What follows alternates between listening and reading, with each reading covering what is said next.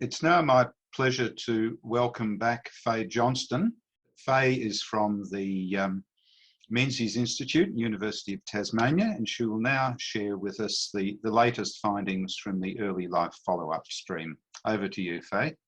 Thanks very much, Michael, and hi everybody. And it's lovely to be back, and I'd really like to thank Graham Zoski, who did such a great job in keeping the show on the road, so to speak, while I was busy helping with the COVID response. So I'll give you a brief summary of what we've been up to in the last year. As you know, we did our first round of clinical assessments with the group of children we've been following in 2017, and reported back on those findings. And as Bridget said, the main thing we did find was a link to stiffer lungs and slightly stiffer blood vessels, a very small link back then. And the main activity we have done since then, the first few months of this year, was to go back and do another round of testing. And that was a huge effort, huge acknowledgements to the ELF team, Marita, the manager who's here, Emily, who's in the audience, the PhD student who you can see in the left-hand photo, Chantel, who you can see in the middle photo. It was an amazing achievement between two lockdowns with storms and loss of power, and the fact that so many people came and got retested, we're really grateful for.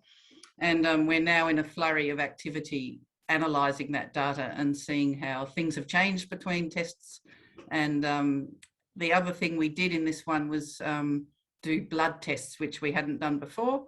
And of the 167 or so kids who came, at least half offered up their blood for testing for allergies and related things, and seeing if the development of allergic patterns is in any way related to smoke exposure earlier in life. So that's been our main activity. And we also, just in the last 12 months, released a report looking back at the data and the pollution exposure during the fire, and also looking at the other kinds of air pollution that children in our group get exposed to from background sources like cars, power stations, blown dust, and indoor sources like passive smoking and other indoor gas stoves, cookers, those kind of things that can give air pollution indoors. I'll tell you what we found in those in a moment. Sadly, it's great we send out a newsletter. That was our other activity, but normally we have an annual get-together in a big play gym where we can interact with everybody and on a yearly basis, but COVID's put a stop to that. So sadly, our engagement has been reduced to newsletters rather than a bit more face-to-face interaction, but we hope to change that soon. So the findings just in the last year, Emily, because we couldn't do the clinics a year ago when we planned, Emily did another analysis, not directly looking at relationships with exposure to mine fire smoke, but just looking at relationships between how the heart and the lungs develop. And it's known that stiffness and other aspects of the development are closely related in adults, but nobody'd ever looked in children as young as our group before. And in fact, Emily found that even at a very young age, you know, the age of 2 or so, there are links, regardless of other environmental exposures.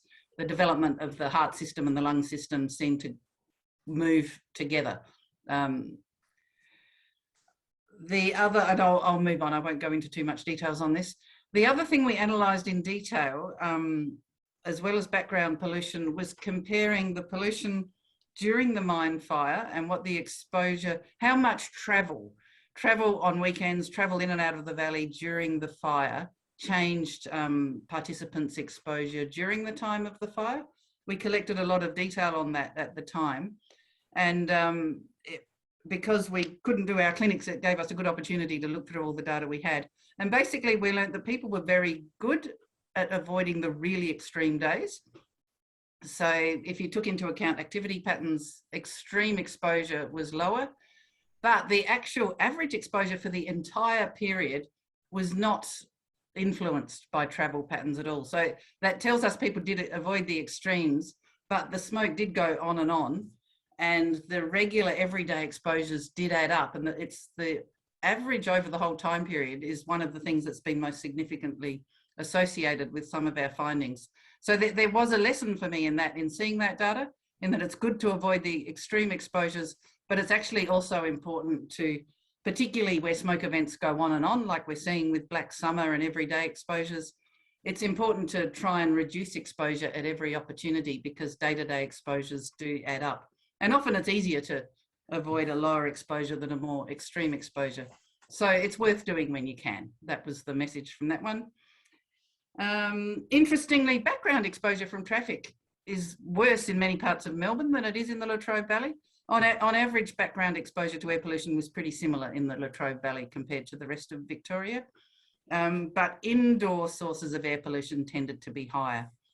And that was more related to higher rates of cigarette smoking and a higher use of unflued gas heaters. Okay, so our future plans, as I've mentioned, we're beavering away analysing the data that we collected earlier in the year. We've got a planned collaboration with the psychological impact stream, and I think you'll hear a bit more about that later. Our next clinical follow-up is planned for 2023, and we'll do a similar range of tests that we did this time around. And we've got a lot of data linkage coming up, looking at a whole lot of things. We've been evaluating, Miriam and other PhD students been looking at presentations to hospital for infections and other reasons. And we'll be linking to measures of education and childhood development collected through schools as well. That's the next cab off the rank for the data linkage studies.